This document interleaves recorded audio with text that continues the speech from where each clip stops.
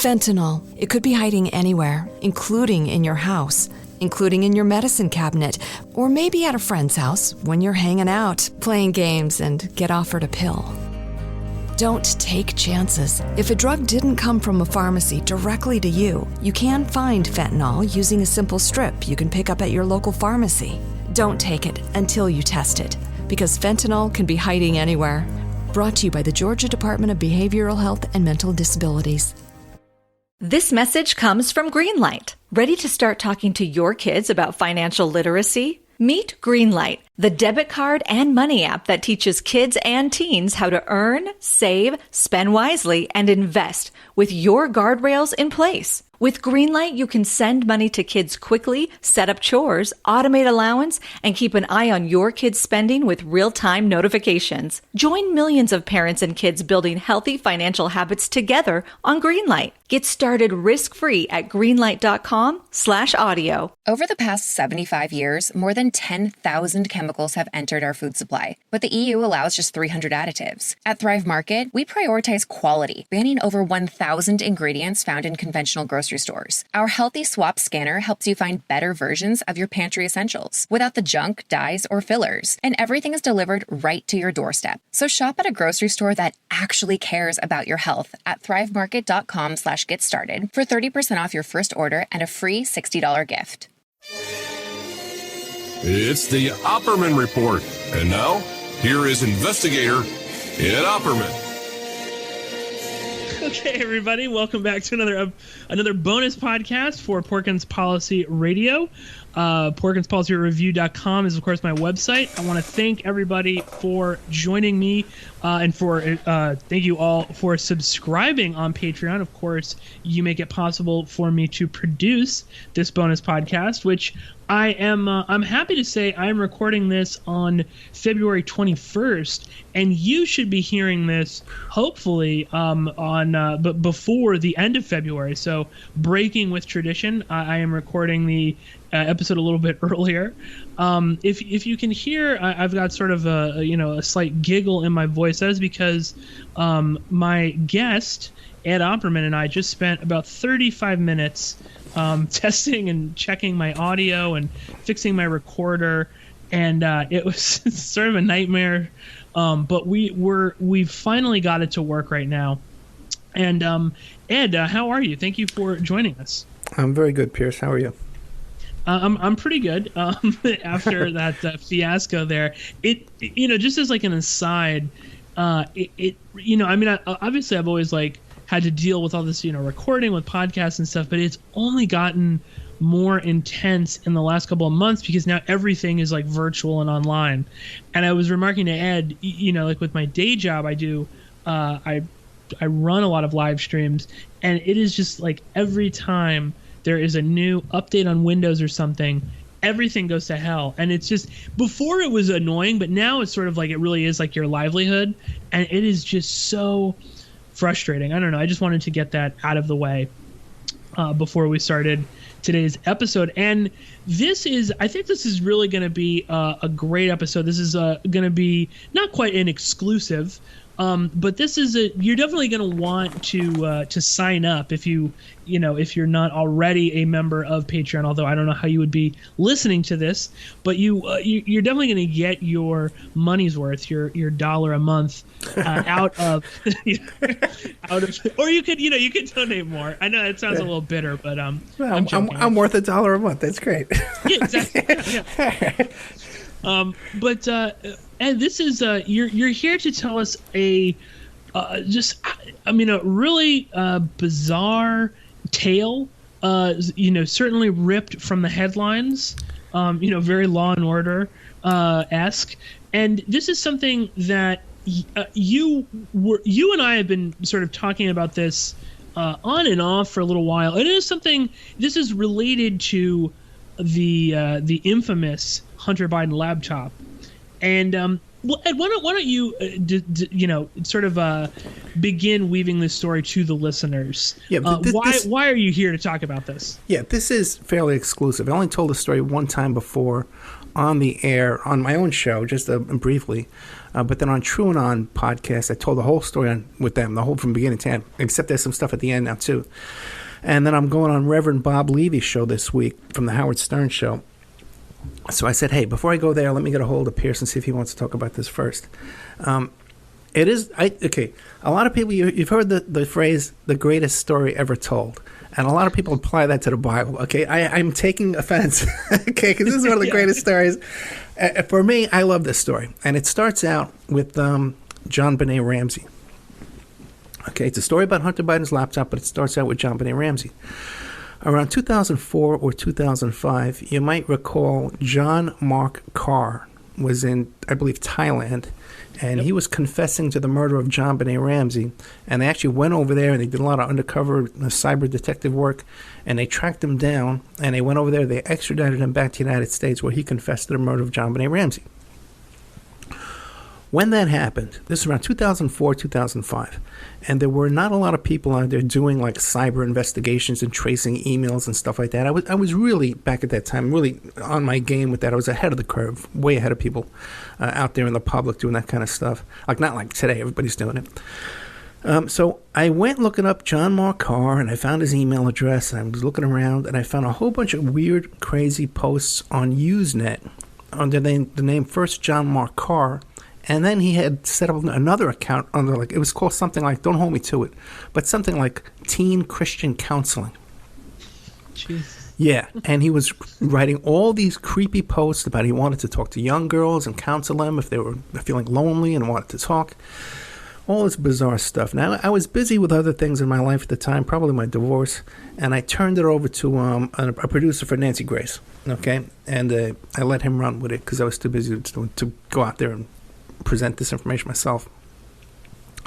But I always kept an eye on John Mark Carr from that point forward because he disturbed me so much. And I knew this guy, and I looked into him a little bit. You know, he had this 16-year-old wife at one point, and she was terrified of him, and her father was afraid of him. And I says, oh, is this creepy guy? So as the years went by, and it turned out he was not involved in the John Benet Ramsey case, but did have his own child pornography case that famously got thrown out because the police sold his laptop at a yard sale. Okay, so there's that. Okay, but the thing is, I always kept my eye on this guy. And one day there was a story came out in the news about this young woman who was about 18, 19 years old. Her name was Samantha Spiegel. And she had been 9 years old in San Francisco, and John Mark Carr, at the time when she was 9 years old, was a teacher's aide at that school in San Francisco. When she sees him on TV, she contacts him. She's around 17, 18 years old now, right? She contacts him, and they enter into a relationship, okay? And as she tells it, he was grooming her to help him go out and lure in and groom and kidnap little girls that were John Benet Ramsey lookalikes, that they would have a little cult of about 6 or 7 little girls that looked exactly like John Benet Ramsey. What's the time period of this, Ed? But the first, when John Mark Carr comes on the scene, it's around 2004, 2005. I guess when this story came out that Samantha Spiegel got the restraining order against John Mark Carr, I guess that was around 2010. Okay, I'm just guessing. Okay. So I had tracked her down, Samantha Spiegel, because I found that story fascinating and I wanted to hear what the hell was going on. So I contact her, but she doesn't get back to me for like a year later. She finds my message on MySpace or something like that, and she gets back to me finally. And she's talking a mile a minute. She's all excited to do an interview. She's involved in all other kind of weird stuff where she's rights to prisoners, and that guy, she was the Polly Klaas case. She was all mixed up in that with the guy who killed Polly Klaas. And finally, she comes on the show. We booked it that day, and I interviewed her that day right away because I didn't want to lose her. And we're doing the interview, and you could find this interview on my Patreon. It's called Samantha Spiegel Talks About John Mark Carr. And toward the end of the interview, she suddenly blurts out that she had this romantic relationship with Dr. Keith Abloh when she was 19 years old. I know. Okay. Who is Dr. Keith Abloh, for people that may not know? Dr. Keith Abloh is this right-wing Trump supporter. He got his start like on the Howard Stern show and on Oprah and stuff like that as a celebrity therapist, TV psychiatrist, then became a Fox News contributor. And how my client at the time, Samantha Spiegel, became involved with. Well, first of all, she's telling me on the interview that she had this S&M affair, this BDSM relationship with Dr. Keith Abloh while he was married and she was 19 years old. And I said to her, I says, "Oh, hold on. Have you ever talked about this before?" And she goes, "No, this is the first time." Were you live when you were doing this? Or? No, we recorded this. Okay. So I says, "Listen." I says, "Okay, well, we're going to bleep out his name. And if you listen to the version, I think we do bleep out his name on that version. We have other versions where we don't. But anyway, but it's in the members section. You can find it there, Samantha Spiegel. So I'm talking to her about this bizarre relationship she had with Keith Abloh, and she says, well, what happened was when I had this restraining order, it was picked up in the news. Fox News contacted me. I was interviewed on Fox News. They flew me down into New York, and I went on their station. And I got a call later on from Dr. Keith Abloh. And I thought he was calling me up to offer therapy. So I picked up the phone. I says, "Hi, Dr. Abloh." And he says something to her to the effect of, I have it in my notes, "Are you a dirty, filthy whore?" Right? And that's how they established their S&M relationship, where he was having her get tattoos and piercings and do all kinds of bizarre things for him. I have all the chats. I have all the emails. I have all this material. Okay. At one point, they had a fight. She was in San Francisco. He was in Massachusetts. They had a fight over email and over the phone. And he had her committed to a mental institution. Okay? She was in there for about a week. When she gets out, they resume their affair and their relationship. And we have texts and chats after that where he's talking about slapping her vagina with a knife. Okay? So this is extreme behavior from a medical professional and a young, vulnerable woman, especially a married medical professional. Okay? So I explain Ms. Spiegel what her rights are. This would be a perfect opportunity that she could receive compensation from Dr. Abloh and his insurance company.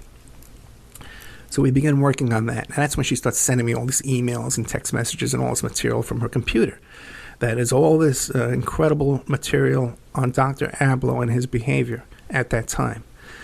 I presented that to an attorney, Keith Davidson, right? I presented it to Keith Davidson. But at the time, he could not take the case because he was working on the Stormy Daniels situation, and that had just hit the fan. Oh, so that we can know the date of that. We can figure that it's like 2012, right? Right. So, in 2018, that case that was, right? Then it said, no.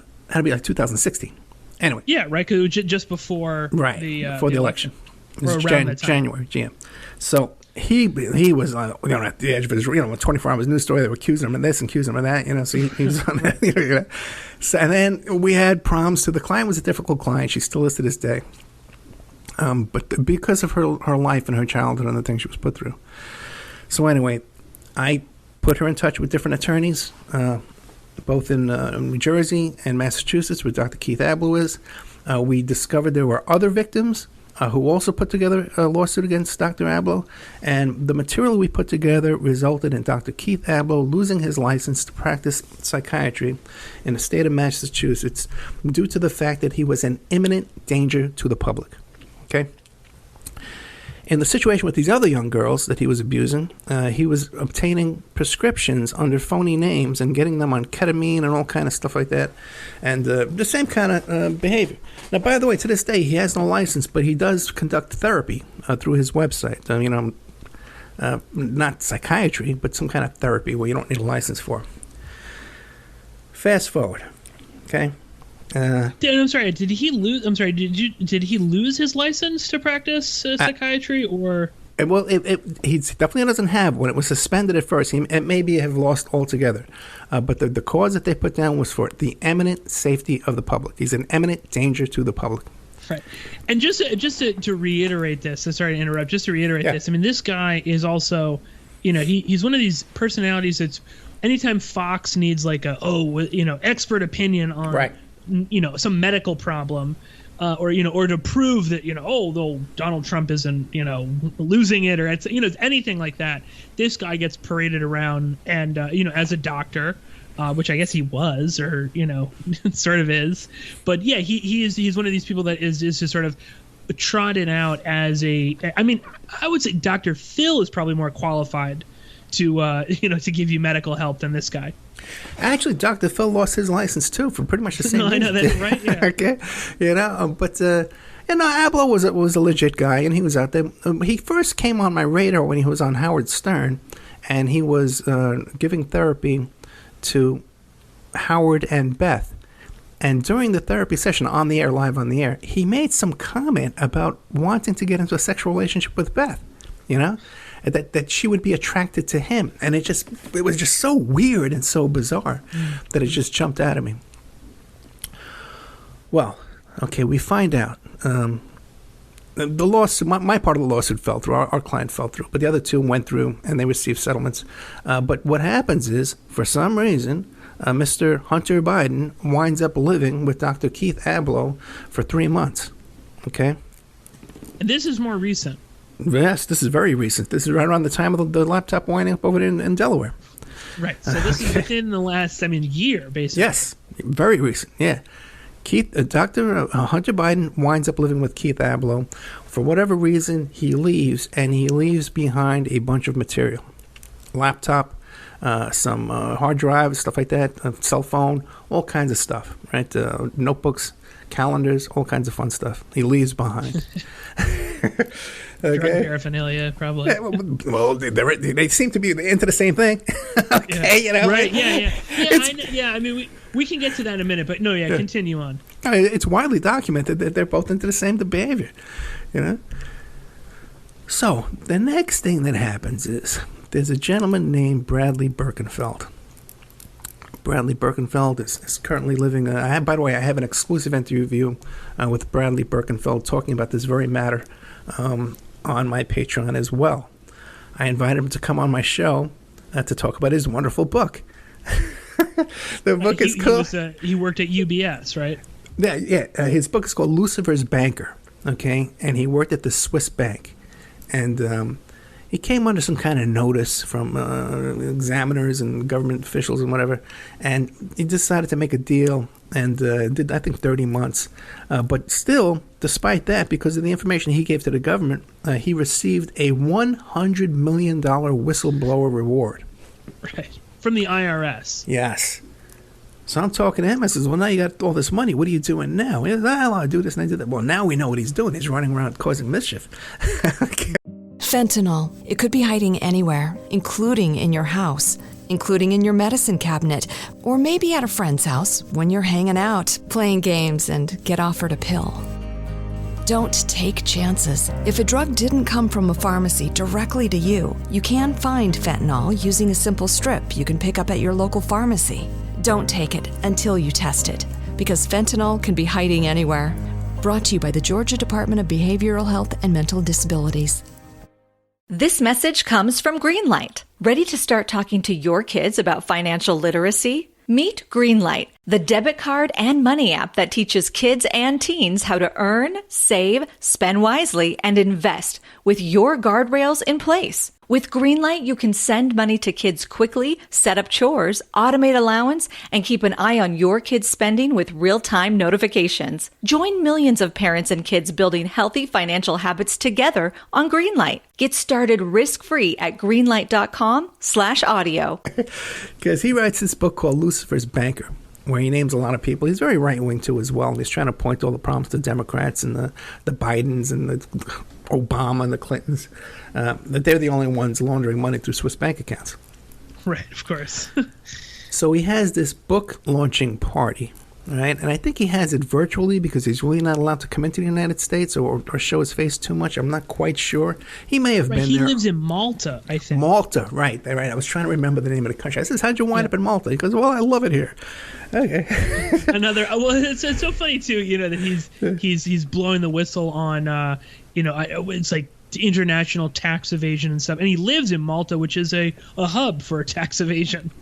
Well, he's a very bright guy. I like him personally. He's a very nice man. I enjoyed my interview with him.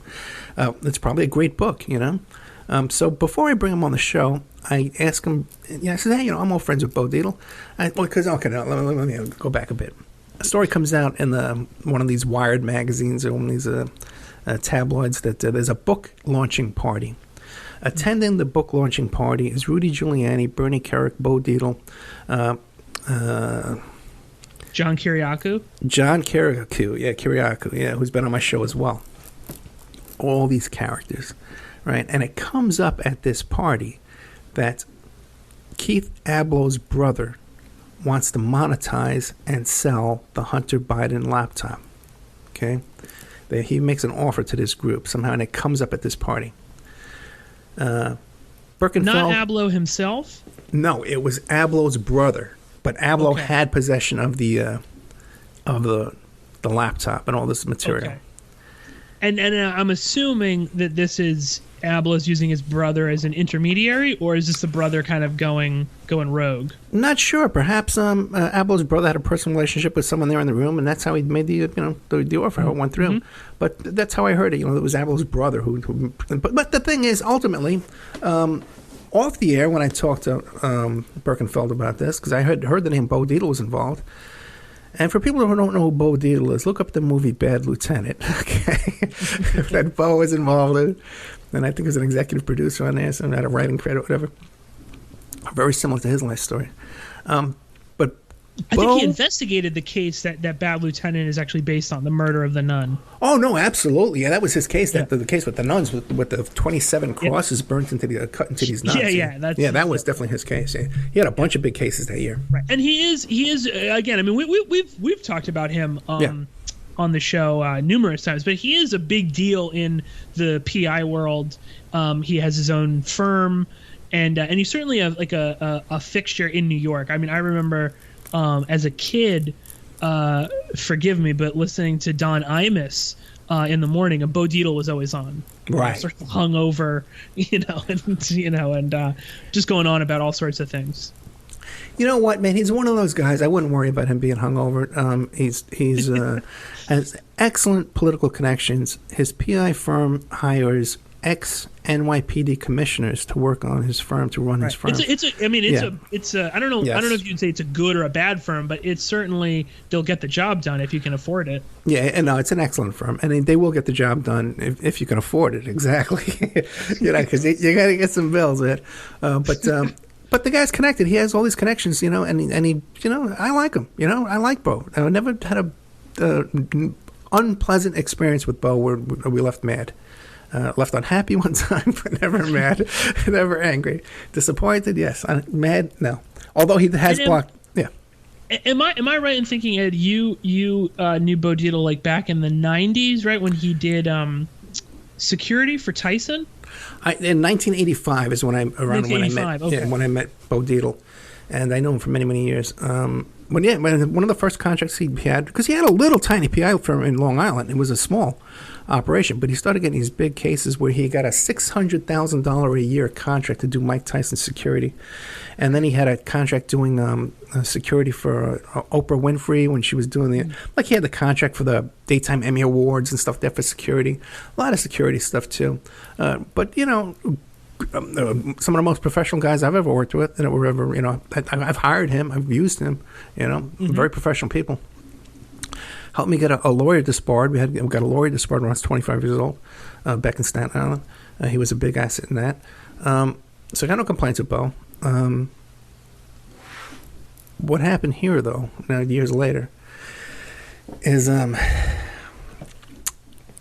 Ablow wants to monetize the laptop. And these are the exact words out of Birkenfeld's mouth.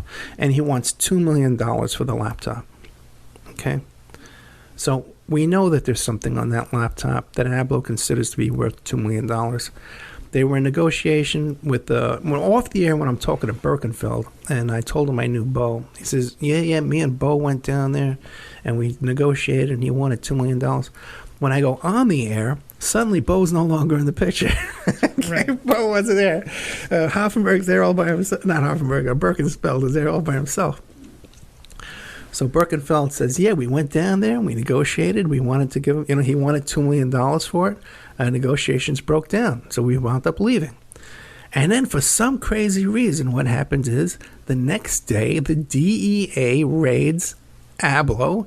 They raid his home. They also raid a nearby pharmacy. And the DEA takes possession of the laptop.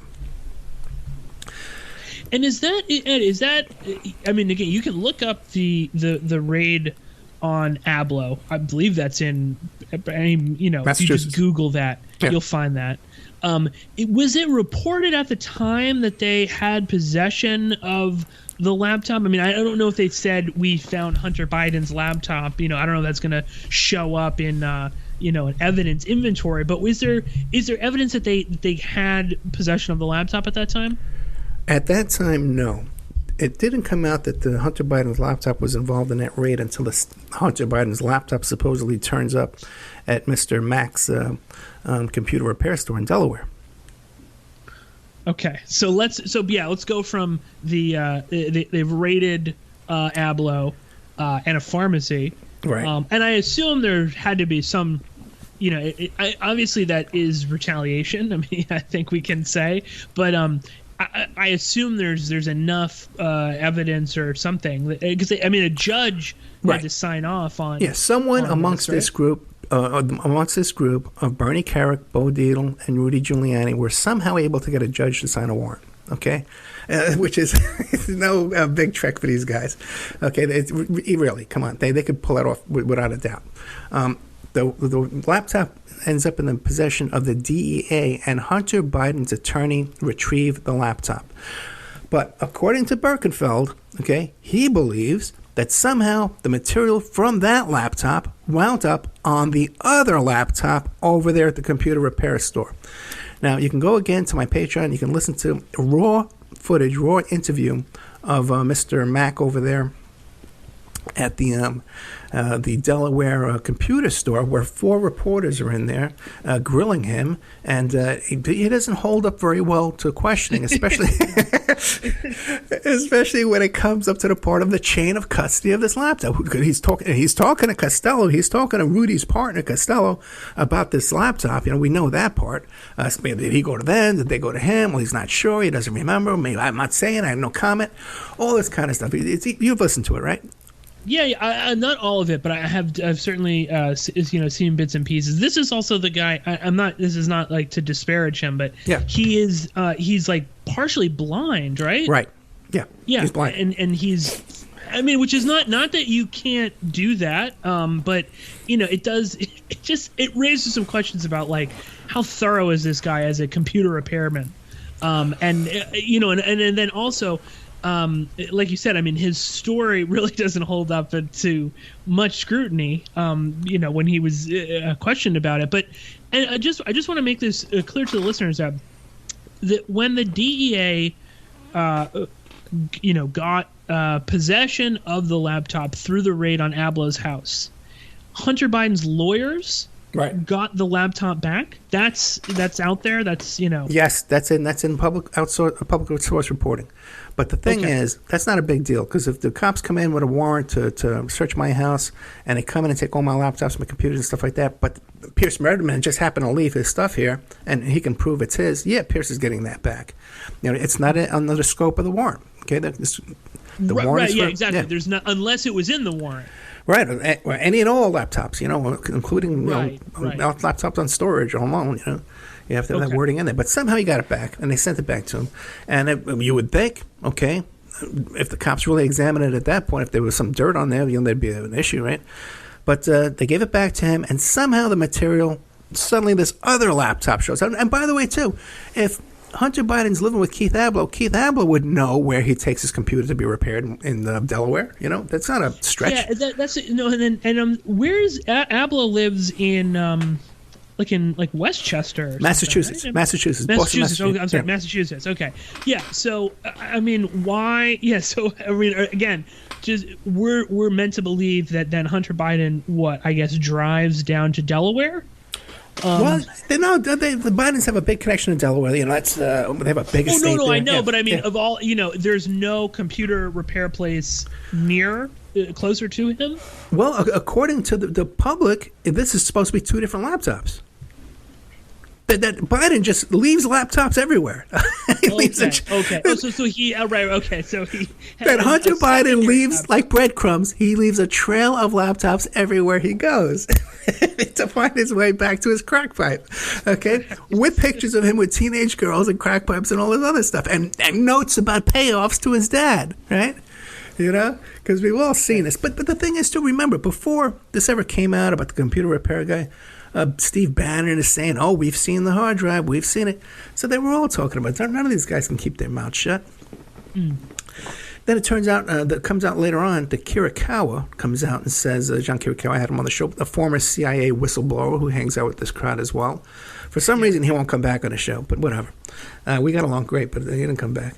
But the thing is, he comes out and says, oh, yeah, you know, I was offered a pardon. Me and Giuliani and Giuliani's attorney, which I believe is Costello, I'm not sure, were out drinking one night, and we got very, very, very drunk. Could be the same night. You know what I'm saying? I think it is the same night. I think that's the night when they're at the book launch party. It makes sense, right? You know? And he says, well, Rudy went to the bathroom, and his lawyer says, well, you know, we're giving away pardons. It costs $2 million. The same figure, you know, it's too much of a coincidence. The same figure is being bandied about the $2 million for laptops and pardons. You know? Yeah. Like maybe they're telling him, hey, listen, can you get down there and get into that house and get that laptop? It's, you know, it's worth it for us. And he wants $2 million for it. We'll give you a pardon. Who knows what that deal was? But the thing is, I'm convinced, and if you can listen to the words right out of Birkenfeld's mouth if you think I'm exaggerating things or whatever. And Birkenfeld tried to say that it was the DEA somehow had his phone tapped and they went down there and took it. And I said to him, well, it seems to me, I didn't want to mention Bo, but I said, it seems to me if there's someone around here with the juice to get the DEA to pull a warrant, to get a judge to sign a warrant, wouldn't that be Giuliani? You know? And he was like, so, yeah. So, but come on, man. I think this is one of the greatest stories ever told. You go from John Benet Ramsey, John Marcar, Hunter Biden, Keith Abloh, who I'm involved in, and then you got John Kirikawa, the spy, you know, whistleblower. No, and just quickly on the John Kiriakou thing, because I remember that one was I just remember when the stories came out about the pardons and money and stuff, and you know, I have enjoyed John Kiriakou when he was like a co-host on Loud and Clear, which is a Radio Sputnik news show. I thought he was pretty good. I enjoyed some of his commentary, but there is something about him that has always sort of like rubbed me the wrong way. And when this stuff came out, it would just sort of confirm to me, it's just kind of. There's just something about him that that just seems off. I mean, number one, no, you could say, "Oh, I was just sort of hanging out with these people because I wanted this pardon," but even then, I mean, he's obsessed with getting back his pension from the CIA. Right. He even mentioned that in the laptop deal. Yeah. Yeah. I need my pension. I need my pension. But then he's going out and he's borrowing from his friends fairly large sums of money to essentially, bribe other officials, because he was working some other angle besides Rudy trying to get this pardon. And I think he was given, he was like, I don't know, maybe somewhere in the neighborhood of like 100,000 or something like that. And then you just sort of wonder, like, where are you getting that kind of money? Are you borrowing it from your friends? I just don't really believe that exactly. I know he was doing speaking gigs. Yeah. And those can pay a lot of money. I'll tell you a funny story, though. No, when I had him on the show, because you remember back in those days I wasn't on Twitter? Mm-hmm. Okay. When I had him on the show is when I started and I created my first Opperman Report Twitter account. My old one used to be Email Revealer. So he was like one of my first Twitter people on there. And then I had the Falcon and the Snowman on there. Like my first 70 Twitter followers were like all these CIA, right. bank robbers, all these kind of organized crime guys, these smugglers, man. Like my first 70 Twitter followers, I must have been under 24-hour surveillance in that bunch. No fly zone. There's something also about if you listen to Kiriakou on and I believe now, and I don't know, I believe that because I just don't really listen to Radio Sputnik anymore, but I think that he now does a show with oh God, what's his name? That he was like a former Breitbart guy. He's had me on his show on Sputnik before. Lee Stranahan. Okay. I think now Kiriakou does a show with Stranahan, which is fine. I mean, I've been on. Stranahan has invited me on his show. I went on it. He's kind of a bit of a weird guy, but he's fun. But it's just sort of strange. And if you listen to him on his show, Kiriakou says he doesn't seem to have all that many qualms with what the CIA actually gets up to. Right. He's I draw the line on torture. That's evil. I don't know how naive he really was. I mean, he was I believe, a field agent at some time. I mean, is he just totally unaware of their history of torture? He only suddenly, they started torturing and he drew the line there, but not with like overthrowing countries or, anything else. I mean, he didn't seem to have a problem with the war on terror aside from the torture. And there's something, I don't know. I've just always had a weird vibe from him. And this just kind of confirmed it, that he's hanging out with these sort of people. And I don't, and it just seemed so sort of, not even shady, but just this sort of like dregs of criminal society, Yeah. Also, too, this is the same bunch too that were totally behind the attack on the Capitol on January 6th. With all the connections of Roger Stone and Manafort's connections to the event planning place over there, the connections to the Proud Boys and all that stuff, and also to that Liebengood. You following that thing with that Liebengood cop? No. Liebengood, the cop who committed suicide, the Hill cop who committed suicide 2 days after the event. His father was Sergeant at Arms of the Senate. And after becoming Sergeant at Arms of the Senate, went on to form a lobbying firm. He also testified at the church committees about the JFK assassination information that he had. And that's how then his lobbying firm became so big and powerful that he merged with Stone and Manafort's lobbying firm. Interesting. That's blockbuster stuff, man. It's starting to come out now in dribs and drabs. I think about Alex Jones and the Proud Boys and Roger Stone. But I've been talking about this stuff for weeks, man. This thing stinks. This whole thing stinks. Oh, there's also this, I don't know if you found the character Ollie Alexander. Yeah. Yeah, I mean, this guy, I don't know, this is sort of a little bit off topic, but it's still connected to all this. I mean, he's the one that's out there, and on his own, live streams talking about, this is my best friend Paul Gassar, these three major congressmen that were all involved in basically organizing and fomenting what happened. And now, Ollie, who that's not his real name, by the way, that's just, I can't remember his full name, but it is not Ollie Alexander. It's like Ollie Abdul something. Yeah. And who's been. Fentanyl. It could be hiding anywhere, including in your house, including in your medicine cabinet, or maybe at a friend's house when you're hanging out, playing games, and get offered a pill. Don't take chances. If a drug didn't come from a pharmacy directly to you, you can find fentanyl using a simple strip you can pick up at your local pharmacy. Don't take it until you test it, because fentanyl can be hiding anywhere. Brought to you by the Georgia Department of Behavioral Health and Mental Disabilities.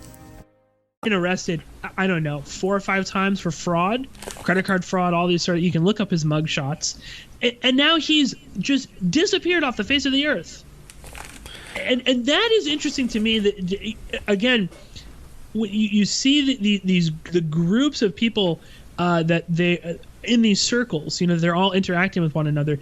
It doesn't entirely surprise me that Ollie Alexander could just disappear. I mean, how he's not been dragged in, at least for questioning, for organizing the Capitol riots, is shocking, and how no one has found him since. Not even just like the digital armchair detectives out there that do they found Ted Cruz in the airport, but they can't find Ollie Alexander. Just very very bizarre. I mean, that just to me again feels like these guys are able to get protection. They're able to. They know people in their circle that can help them. Yeah, because there's a ton of blackmail dirt floating around out there, man. There's a ton of stuff. But the thing is, also, too, to speak of Ted Cruz, okay, maybe there's a second reason why he's heading down to Mexico, because the thing is, Ted Cruz, his name was on that Motel 6 notepad. The guy who was caught with the Molotov cocktails and the guns and all that stuff like that, he had Ted Cruz's name, Sean Hannity's Ted Cruz's phone number, Sean Hannity's phone number, and Mark Levin's phone number written down on a pad from a Motel 6 hotel, okay, when he was arrested, with all these Molotov cocktails and all this stuff. And then you got, let's take a look. Who resigned the next day? Reince Priebus. His niece was involved with, was a front man financing stuff for the Stop the Steal rally there the next day. Manafort's event planning company was the event planning company that ran that operation there that day, the Stop the Steal thing. And then you got Eric Prince, right? Eric Prince's sister, Betty DeVos, she takes off. Now, why would she quit? Those people are as dirty as they come. They don't give a damn about anything. I know. Right? Think about that. Why would she quit? And then it was like... Elaine Chao, right? Right. She went. I mean, they certainly they framed it as like, oh well, this was too much. This is not anything else, locking up kids or any of the numerous other horrible things that he does on a daily basis. No, this was too much. But I mean, it definitely it reeked a little bit of that. Just the walls are closing in. And we've got to kind of protect ourselves because we're all sort of involved in this. I mean, more so than just working for the administration. And just like when those rats resign from the sinking ship. You know what I mean? Because they're offended by the captain's behavior. You know what I'm saying? Yeah. They can't stand it anymore. Oh, my goodness. They've had enough. But, Eric Prince, right? What if Trump, because it's the same cast of characters, just think about it. Giuliani, all these guys, right? All these guys. Same ones that tried to pull off that crazy Venezuelan coup with Trump's private security guards and Giuliani's clients that were coke dealers and stuff like that. All those guys. And Keith Schiller was involved in it. Oh, is this the recent one with these like ex-special forces guys that went down there? Right, yeah. Oh, did you listen to my show on that? No. I did a great show on that. I put it all together. One of Giuliani's clients was a money launderer, coke dealer, okay, that was involved in all this stuff. It was Giuliani's client. And Giuliani even said that he was down there representing a business interests, trying to negotiate with the Guaido. It's all laid out. But the other guys, these guys were introduced by Keith Schiller to the guy in exile. Who's the guy? Maduro? Who's Maduro, right? Yeah. Yeah, the exile guy, Maduro. Right? Maduro, right? They introduced him to them. These are Trump's security guards at his rallies. Just like when Trump's first rallies in Las Vegas were all these NYPD cops running the whole damn thing. He didn't have any kind of campaign staff whatsoever. All he had was these off-duty cops that were all tweaking out. So that whole coup d'etat down there was all Giuliani, all Keith Schiller, all Trump's private security guards, some ex-Venezuelan coke dealers, generals down there that were coke dealers that were under indictment by the United States, by the way, and some clients of Giuliani that were money launderers and coke money launderers. You got to find the show. I really put it together. I'm gonna look because I remember when that broke and it was just sort of it was funny the way it just slipped. It just sort of went by because you'd think it's such a juicy story, even just for people that are uninvolved in foreign affairs and geopolitics. I mean, just the average person, it's like you've got spies, it's a coup, they're trying to. I mean, and this was also after there had been multiple attempts to kill Maduro. In just in the years preceding that, I'd covered some of those with the drone that flew in and. And then it's like these ex-U.S. Special Forces guys, and I mean, at any time you hear that, former Special Forces, that's just code for, active duty intelligence officer. They're always like you see with the I don't know if you saw this this guy who is he runs this right-wing white power organization called The Base, which is the same name. That's Al-Qaeda translated, from Arabic to English is the base. And this is this guy is a former like DHS intelligence operator who runs this organization. I mean, it's like you can't even make this stuff up.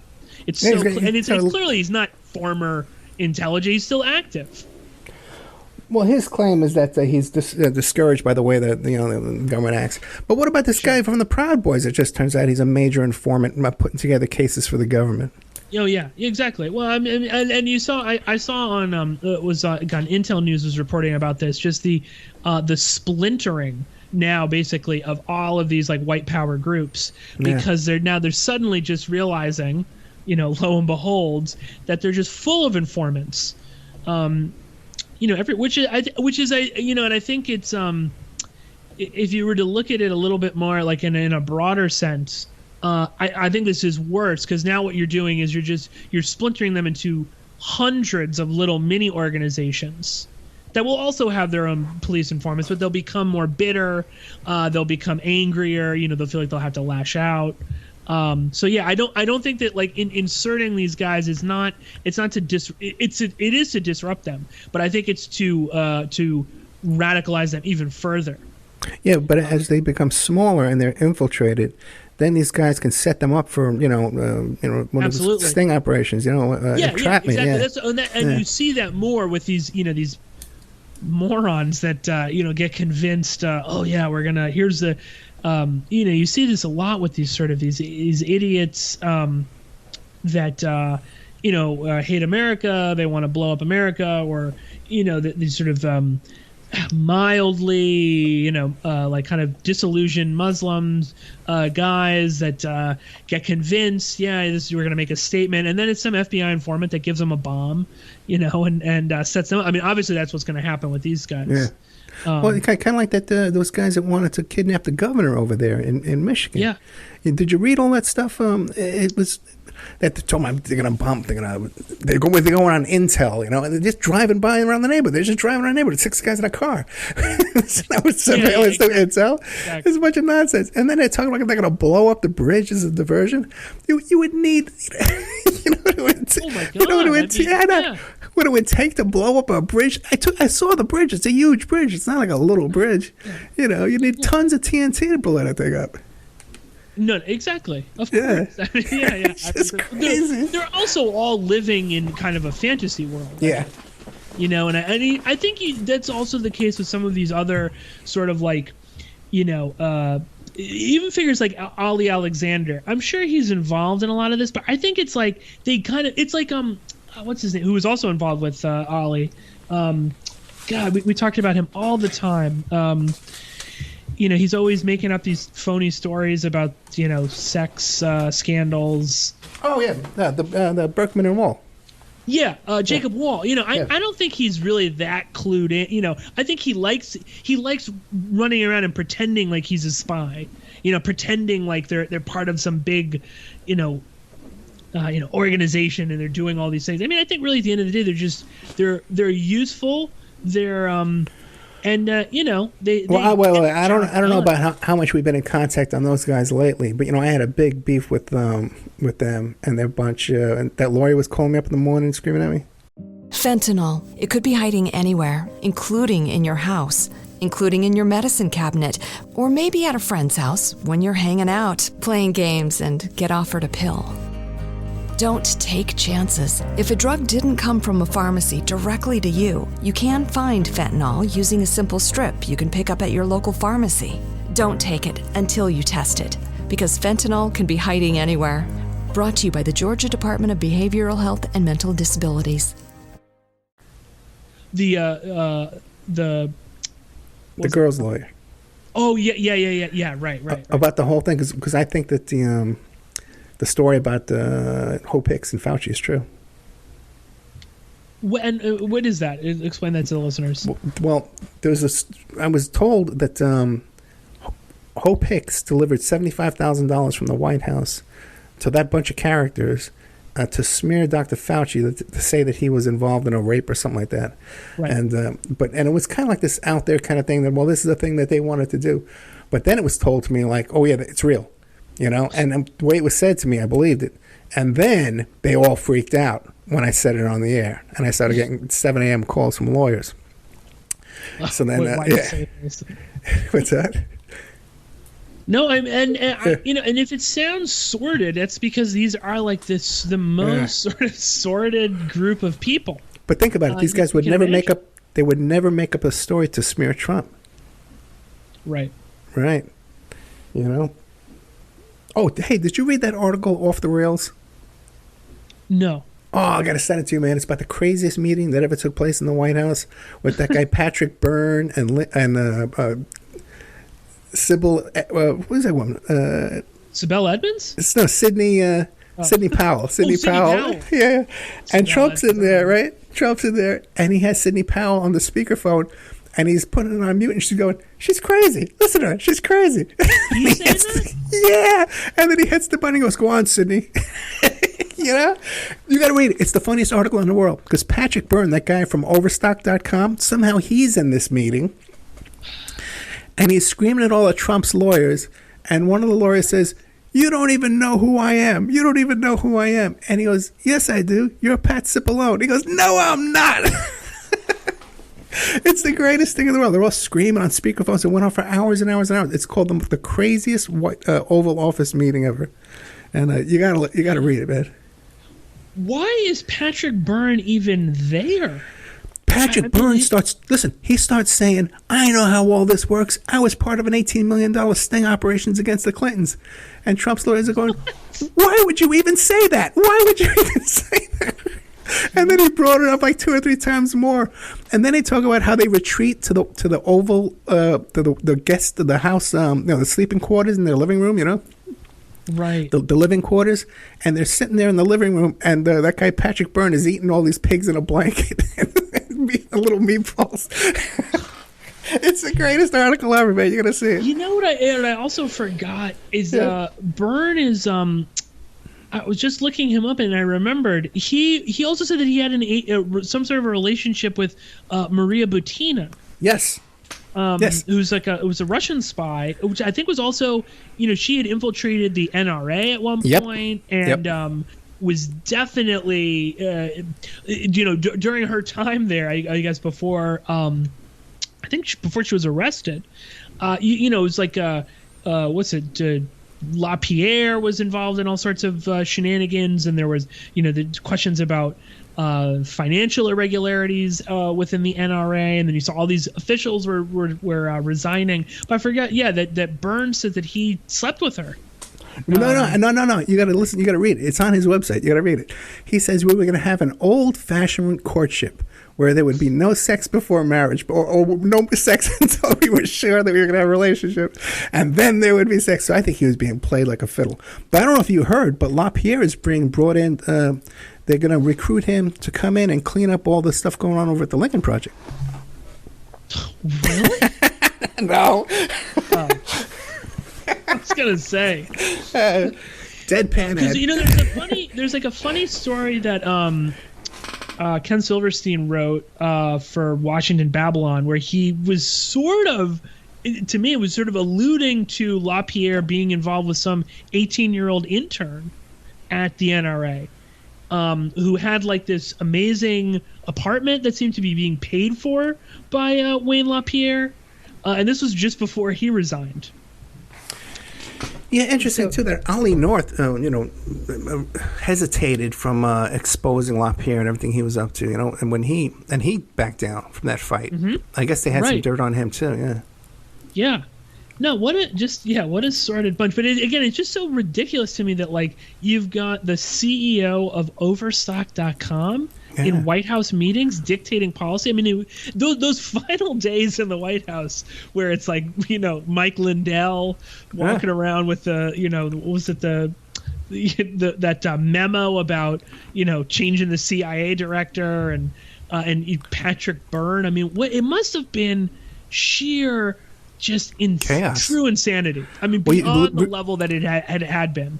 Read this article. I'll send it to you after the show, and you'll get a real glimpse. The craziest meeting at the White House. I'm going to read it again. It's so funny. It's kind of hard to navigate because they have a series of articles, and some of them are abbreviated, and then some of the longer versions, and it's hard to navigate back and forth and figure out which is which. So you wind up reading it 2 or 3 times. But how about Lynn Wood? How about Lynn Wood? His total meltdown where his partners are quitting and suing him, and they're saying that he was claiming that he was Jesus Christ, and he's calling for the execution of Mike Pence. Yeah, let's just talk a little bit about Lynn Wood, because I think we talked about him the last time we recorded something. We were discussing Lynn Wood, who at that time, I think we recorded that just before the riots at the Capitol, I think? I think it was the day before, yeah.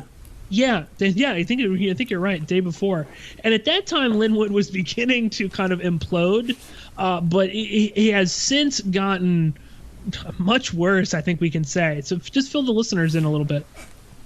Well, like you said, first of all, in our last interview, we talked about this. He starts quoting about this blackmail and pedophile ring and stuff like this, and he starts quoting this guy Timothy Charles Holmseth, who I discovered. I gave him his first radio interview. Okay, he wrote a book about Haley Cummings, and I thought he was legit. I had a rough day that day. I was going through a custody evaluation that day, and I brought him on the air, and the interview was a little awkward, but I thought it was my fault. The second time I brought him back, it wasn't my fault. I could see this guy was just all over the place. Since that time, he's been arrested. He's been on the run. He's been, he tried to get me to commit crimes for him. I wouldn't do it. He tried to hire me to commit some crime for him. But the thing is, Lynn Wood was using this guy as his source for, Able Danger and, underground child pedophile rings and all this kind of crazy stuff. Right. People that are totally discredited. Then it came out that Lynn Wood's partners were suing him, and he assaulted a couple of his partners in an elevator and apologized for it, said he had no reason to do it, he's wrong, but then he did it again. He said he could be the second coming of Jesus Christ. He's not sure. He's working on it. Yeah, just wants to check with the man upstairs. Not quite sure. Yeah, he's going to hammer some nails into my hands here. See how this works out. Then, what do you call it? Then he gets disbarment comes out. These disbarment referrals. He was thrown off a case about one of those defamation cases. Carter Page's defamation case. He got kicked off. The judge says, "We don't want you on this case, man. You're out of town, and you're acting crazy." Right. And he says, "Well, Your Honor, in all defense, I've never acted crazy in this town." I just looked him up. That little shit Nicholas Sandman. Yeah. He just fired Lynn Wood. Oh, really? I just saw. This is an older art. This is from maybe 4 weeks ago, I think. Yeah, wow. pro-Trump lawyer Lynn Wood fired by teen who faced off with Native American in viral video. It doesn't surprise me. I mean, he's so off the walls at this point. Lynn Wood was a real. We talk about. We've come full circle because he was the John Benet Ramsey lawyer. He was the lawyer for the Ramseys. He won them millions of dollars for defamation, and which was an uphill fight. This guy was a great lawyer, and no doubt about that. And maybe he still is, but his public behavior, everyone can see, is troubled. Totally. Yeah. Well, I think this is probably a good place to wrap up. Just a few quick things that I was thinking about earlier is just to return to Hunter Biden, who's sort of, it's so funny, like he's such a minor figure in this whole story that we've been talking about. But True. Just returning, do you think, your honest opinion, Hunter Biden and Keith Abloh living together, is this like a medical type of a situation, or do you think they're just partying together? I can't imagine if they're living together. I can't imagine that there was some kind of therapy going on. Right. From what I know, maybe they've both turned over a new leaf, but from the active information that I've seen, Fentanyl. It could be hiding anywhere, including in your house, including in your medicine cabinet, or maybe at a friend's house when you're hanging out, playing games, and get offered a pill. Don't take chances. If a drug didn't come from a pharmacy directly to you, you can find fentanyl using a simple strip you can pick up at your local pharmacy. Don't take it until you test it, because fentanyl can be hiding anywhere. Brought to you by the Georgia Department of Behavioral Health and Mental Disabilities. And I can't imagine they had to be, just indulging in the same behaviors. Right. And so, I guess then just on the laptops, these sort of multiple laptops, so the original laptop that was seized, there was maybe nothing on that or nothing of value. No, that's not what I'm saying at all. I'm saying that they got the laptop from Keith Abloh. That's the laptop that was worth $2 million that had all the information on it. They copied that laptop or swapped out laptops or whatever, but got that information into that computer repair store. And even Birkenfeld says, that's so easy to do. Okay. No, because that's what I was thinking. Yeah. Is that then, they obviously knew that there was juicy information on there, so we'll give it to this nincompoop in Delaware, and that'll be the conduit to sort of funnel the story out to the Post and others.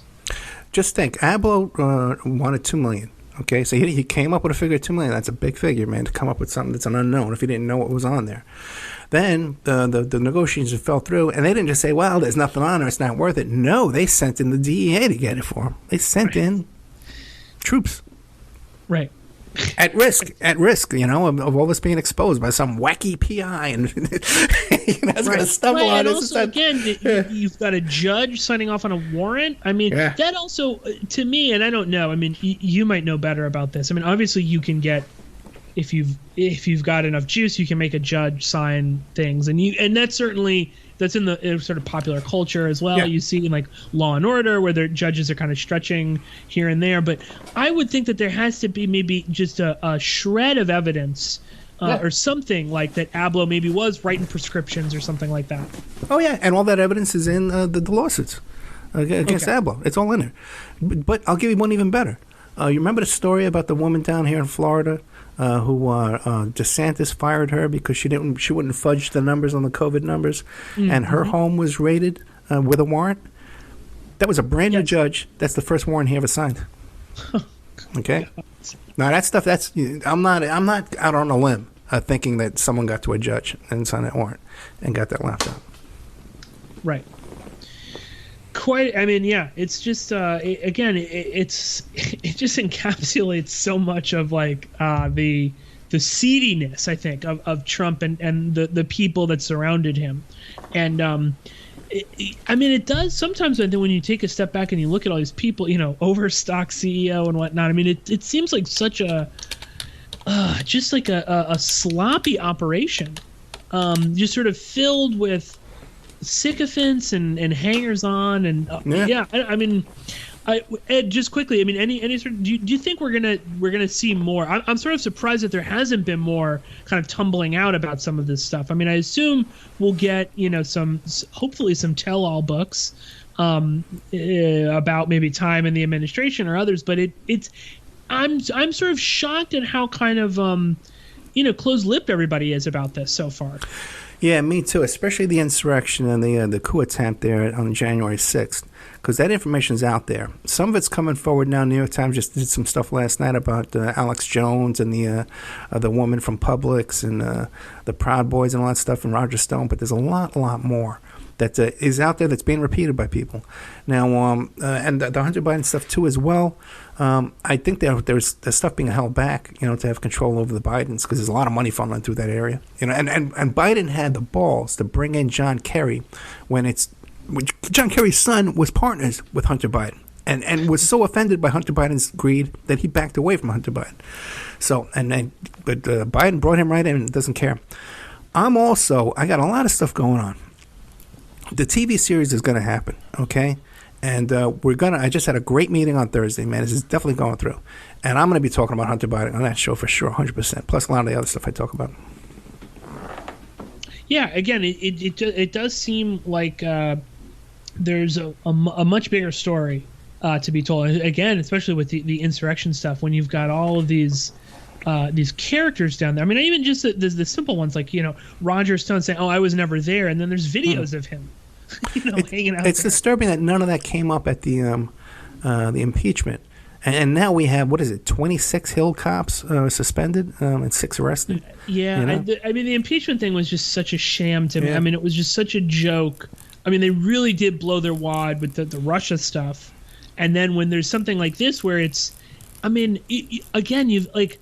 Ali Alexander is on tape saying that he was coordinating with the big one is Paul Gosar. He was the one that was standing with Cruz. He's from Arizona. He was the senator, or I think senator or congressman. I can't remember now. But he's the one that filed that objection that made them all walk out, and then 10 minutes later they're breaking in. The QAnon shaman is there waving the flag, and guys are walking around with zip ties looking for senators and whatnot. So very I hope that more comes out. But like I said, I think this is a good place to leave it. Ed, quickly, let the listeners know where they can go to find your work, and let them know any interesting stories or episodes that you're going to be covering soon. Oh, I got a really good one. But you go to my Patreon. That's pretty much where all the good stuff right now. All this Birkenfeld stuff is in there. The Samantha Spiegel interview is in there. The raw audio from that interview from the computer laptop guy, that's up there for free, I believe. And I put up free content up there, too, all the time. So check it out every now and then. Otherwise, you could find me at Opperman Report if you just Google it. The best place to listen to that is Spreaker.com, because there's a chat room. You get an email notification anytime we put up new content. I put up about 6 hours a month there for free, and 8 hours a month in paid content on Patreon. But also too, you can listen to the stuff we put out for free with no ads on Patreon too as well. So there's that. I got a big guest coming up, okay, that you've never heard. He's untouched. He's a virgin to this area. Mr. Bill Rickert, who was the director of the film Winter Kills, with Elizabeth Taylor and John Huston, and who else is in that? Eli Wallach. Man, all those great freaking actors. Yeah. Great movie. So he's coming on the show. Great guy, by the way, too. I really like him. Well, and he's got just reached out to him. He's got too. Yeah. Oh no, he's got all these raw audio tapes of Howard Hughes. Really? How did you know him? I just looked him up. Found him. I just called him up. Wow. No. How did he have this stuff with? What's his connection to Howard Hughes? No, because he's just into all this kind of stuff, man. He's a really interesting guy. Gotcha. He's a really interesting guy. Winter Kills is about the JFK assassination. JFK assassination with Tony Perkins in it. That was his first film that he ever made. And when they were in the middle of making it, the unions came in and shut them down. And then one of the executive producers who was financing it was murdered. Wow. Yeah. I've never seen the film. I've always heard about it, but I've never seen it. But I'll definitely have to check it out. I'm just looking too. It's got Sterling Hayden, Toshiro Mifune from like Rashomon and every Kurosawa movie. Really big cast. I'll definitely have to check that out. If you've never seen it, check out the director's cut. It's on Prime, Amazon Prime right now. Oh, okay, great. I will. Yeah. I'll check that out maybe tonight. Excellent. Well, something to look forward to. Ed, thank you so much for joining us. Thank you all so much for listening. And thank you all so much for subscribing on Patreon. And I'll be talking to you all very soon. Thank you, Pearse.